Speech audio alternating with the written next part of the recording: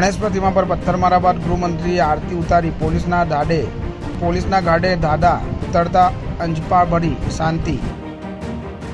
હાલ ઠેર ઠેર રાજ્યભરમાં ગણેશ મહોત્સવની ધામધૂમપૂર્વક ઉજવણી ચાલી રહી છે, ત્યારે સુરતના સૈયદપુરા વરિયાળી બજારમાં સ્થાપના કરવામાં આવેલી શ્રીજીની મૂર્તિ પર 4-5 જેટલા અસામાજિક તત્વો દ્વારા પથ્થરમારો કરવામાં આવ્યો હતો। મુસ્લિમ બાળકોએ કરેલા પથ્થરમારા બાદ વાતાવરણ તંગ થયું હતું। અસામાજિક તત્વોએ વાહનોમાં આગ ચાંપી તોડફોડ કરી હતી। આ મામલે લોકો દ્વારા ઘટનાની પોલીસને જાણ કરવામાં આવતા પોલીસના ધાડેદાડ ઉતારવામાં આવ્યા હતા। અડધી રાતે આરતી થઈ હતી। ગૃહ રાજ્યમંત્રી હર્ષ સંઘવીએ ટ્વીટ કરી જણાવ્યું હતું કે પથ્થરમારામાં અત્યાર સુધીમાં 27 લોકોની અટકાયત કરવામાં આવી છે।